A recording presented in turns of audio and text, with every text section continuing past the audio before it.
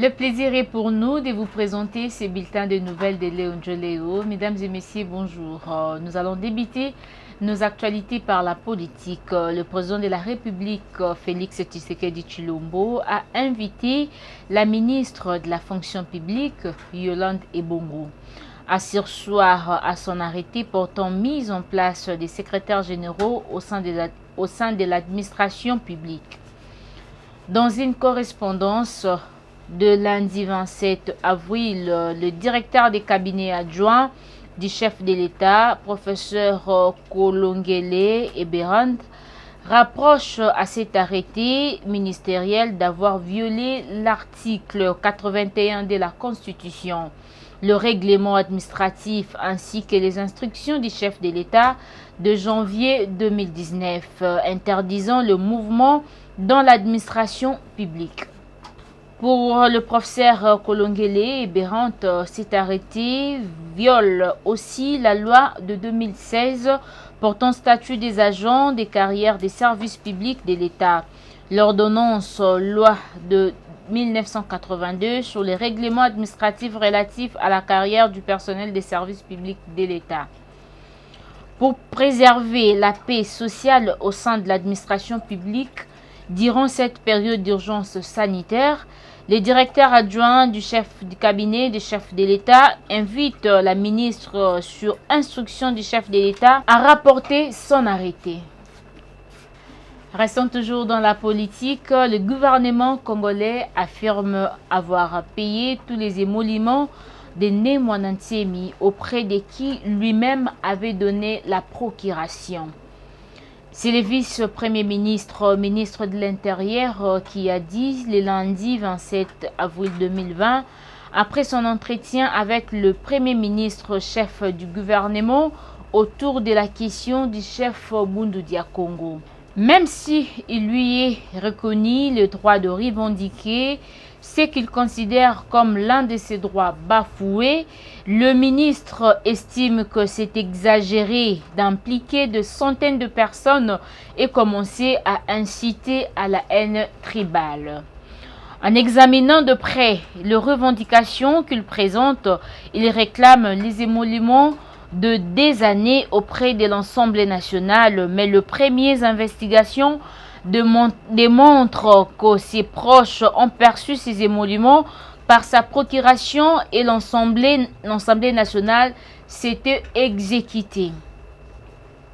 Le ministre a même indiqué que les proches de Némoana Ntiemi ont reconnu avoir perçu cet argent.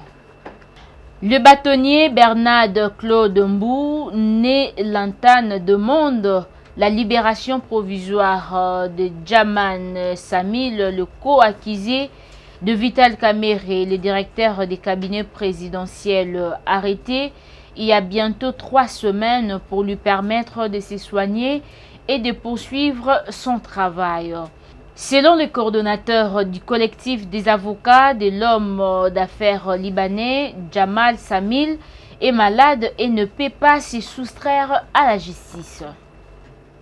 Parlant de la santé, 2 cas de Covid-19 ont été confirmés parmi les Congolais répatriés de Dubaï, rapporte le secrétariat du comité multisectoriel de la riposte à la pandémie du Covid-19 en République démocratique du Congo dans son bulletin du 27 avril 2020. Le prélèvement de tous les autres voyageurs en provenance de cette ville ainsi que les actions de santé publique sont en cours, indique la même source. Elle ajoute que plus de 120 Congolais ont été répatriés en République démocratique du Congo. Il s'agit d'un groupe de Congolais venus du Burundi et du Rwanda qui sont rentrés par Bukavu dans le site Kivu. Au moins 165 Congolais bloqués à la suite de la fermeture de frontières pour freiner la propagation du Covid-19 sont rentrés le 22 avril au pays par un vol d'Air Arabia affrété par le gouvernement congolais.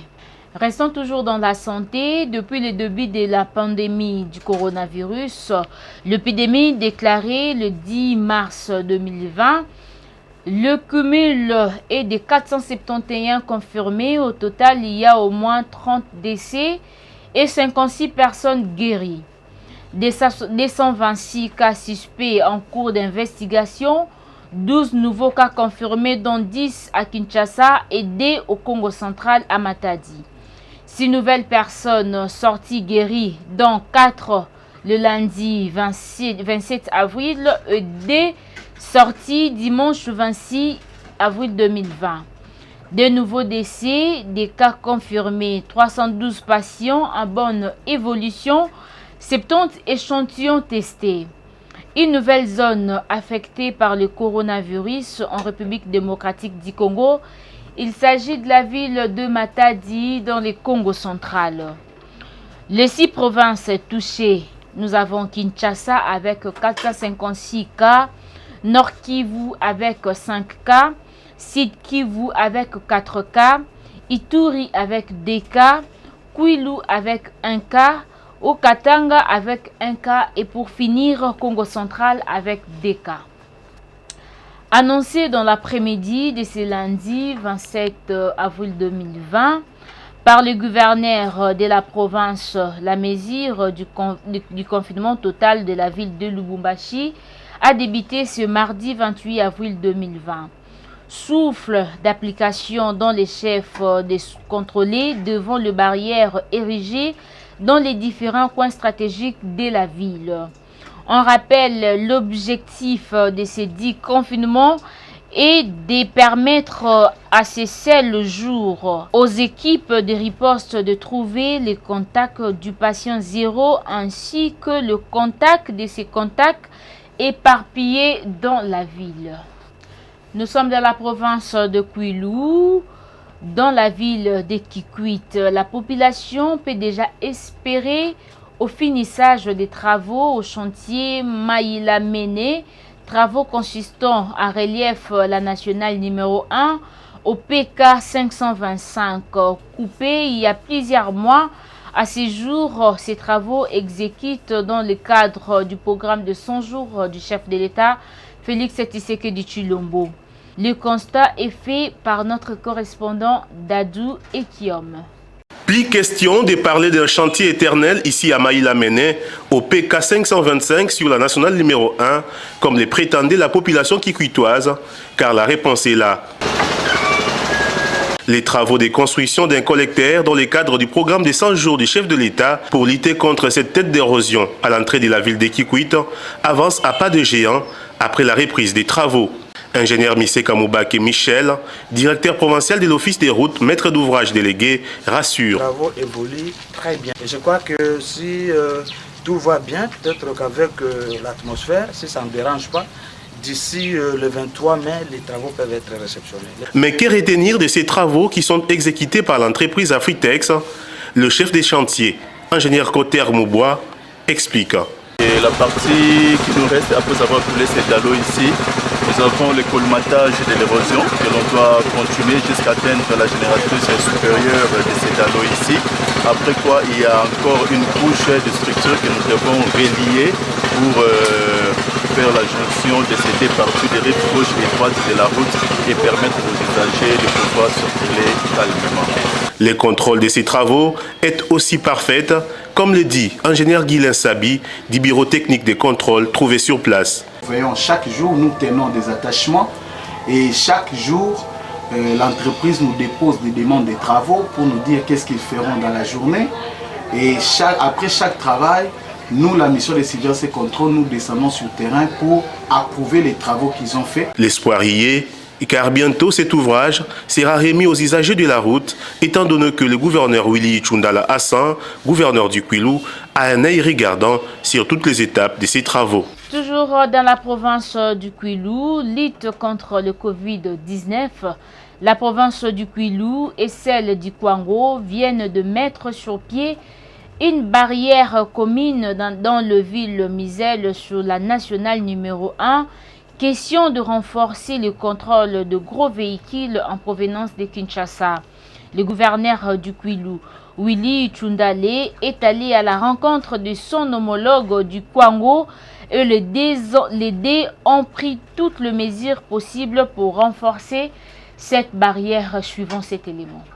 Le gouverneur Willy Itundala tient à tout prix à organiser des contrôles sévères dans toutes les entrées et sorties de sa province, question de bien protéger sa population contre l'épidémie à coronavirus. C'est ce qui lui a amené à la rencontre de son homologue de la province d'Ikwango, le gouverneur Jean-Marie Petit-Petit, au village Misélé, site frontalier entre les Kwilu et les Kwango. Les unités de la police nationale congolaise, commissariat Massamouna, est rangé pour vous accueillir et vous rendre honneur à l'occasion de la cérémonie de ce jour.